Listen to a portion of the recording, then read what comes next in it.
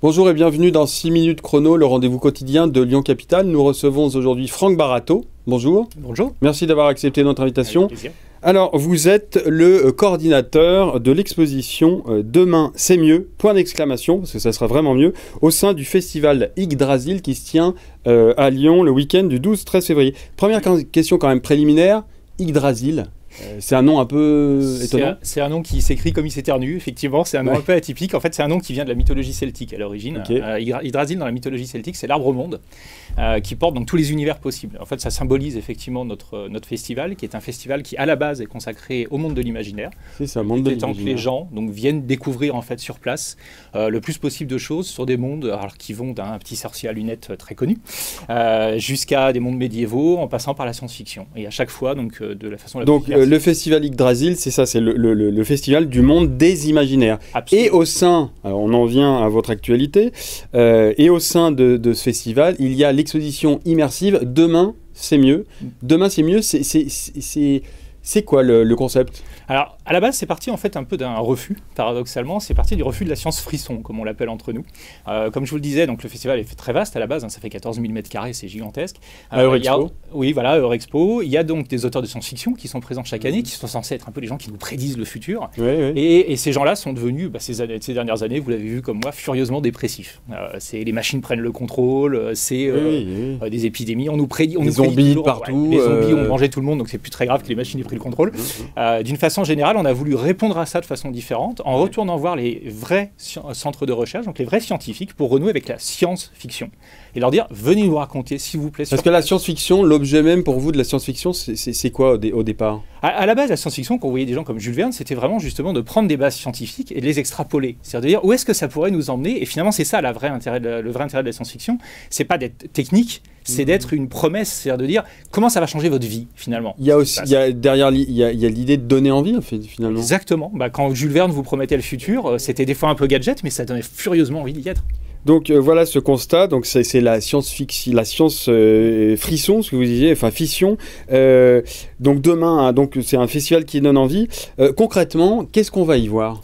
Alors concrètement, on va y rassembler un nombre impressionnant de centres de recherche où on a demandé à tous ces gens-là de venir nous raconter, alors non pas la technique de ce sur quoi ils bossent, parce que c'est en général assez super diplômé, c'est très barré, mais par contre de nous dire concrètement comment ça va changer ma vie. Donc les scientifiques de ces centres de recherche sont là, donc il y a des gens comme le CNRS, il y a des gens comme l'Agence spatiale européenne, il y a Airbus, il y a le CEA, il y a vraiment beaucoup de monde, et qui viennent à chaque fois nous raconter de façon très simple, et c'est vraiment les scientifiques qui sont présents sur place. Vulgarisation scientifique. Exactement, et nous dire c'est quoi la promesse pour moi, comment ça va changer ma vie finalement, ces recherches sur lesquelles vous bossez. Et alors j'avais vu effectivement dans les documents que vous m'aviez envoyés que par exemple très concrètement le public pourra par exemple enfiler un exosquelette. Donnez-nous des exemples comme ça. Absolument. Alors l'exosquelette sera présent, donc effectivement quelques chanceux dans le public auront même l'occasion d'essayer un exosquelette, ce qui est une expérience pas banale, qui est venue dans le cadre d'un programme très concret. C'est les gens de Clinatech qui sont tout près d'ici, c'est des gens de Grenoble qui ont réussi pour la première fois à rendre la mobilité complète à des personnes tétraplégiques. Donc, en enfilant un exosquelette ? Oui, complètement. En fait, ils détectent l'intention de pensée, en fait l'intention de mouvement de la personne, et en fait ils la relaient à l'exosquelette. En fait, la personne arrive à se piloter elle-même, et donc elle retrouve une autonomie complète, ce qui est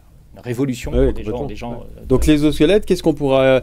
Il y a un vaisseau spatial, il y a une histoire de vaisseau spatial. Alors d'une façon générale, voilà, l'exposition s'est voulu créative, comme on l'a dit, donc c'est le festival de l'imaginaire, donc on est à la base des très grands fabricants de décors, on aime bien emmener les gens dans une histoire, et donc là de la même façon, on l'a fait en emmenant les gens dans les coursives d'un vaisseau spatial. Les gens vont se balader librement dans ces coursives, rentrer librement dans chaque cabine, et à chaque cabine, c'est un centre de recherche différent qui présente ses propres enjeux. Parce qu'effectivement, on va en venir à ça, c'est quand même incroyable sur cette exposition Demain c'est mieux, c'est le plateau étourdissant de scientifiques. Je vais en donner quand même quelques-uns. Il y a le philosophe et physicien Étienne Klein, qu'on connaît bien. Il y a Pierre-Olivier Lagage, qui est astrophysicien, qui est responsable du Webb James Telescope. Il y a Bernard Bigot, directeur général d'ITER. Enfin, je veux dire, comment vous avez réussi à réunir autant de scientifiques de renom ? Alors, c'est 26 mois d'efforts. On est toute une équipe de bénévoles et on n'a pas ménagé notre énergie pour effectivement convaincre ces gens-là, surtout les premiers, parce que c'est toujours un peu insolite pour eux de venir sur un festival comme ça. Puis, tous ont joué le jeu en disant, bah oui, on a envie de venir rencontrer un public différent, un public curieux là-dessus. Peut-être à un moment donné où effectivement il y a des, on sent qu'il y a une sorte de méfiance, une défiance vis-à-vis de la science. Est-ce que ça a joué ou pas? En tout cas, peut-être un désenchantement, je dirais, de la part de la science. Mmh. Et effectivement, l'idée, là, c'est de réenchanter la curiosité, en fait. Et alors, réenchanter la curiosité, vous avez une petite fiole? Ouais, je vous ai amené un petit truc parce que je trouve que c'est assez parlant. Vous parliez de Bernard Bigot et d'ITER. C'est typiquement l'exemple de projet qui n'est pas très connu. Fusion nucléaire. Ouais, ça démarre dans 3 ans. Il y a des gens dans le sud de la France, à Aix-en-Provence, qui depuis plus de 30 ans sont en train d'œuvrer à essayer de reproduire une étoile miniature sur Terre. C'est dingue. Et donc, effectivement, je vous ai amené sur le plateau 10 tonnes de pétrole. Donc, en temps normal, 10 tonnes de pétrole, ça devrait être Robert, on recule le camion. Ouais.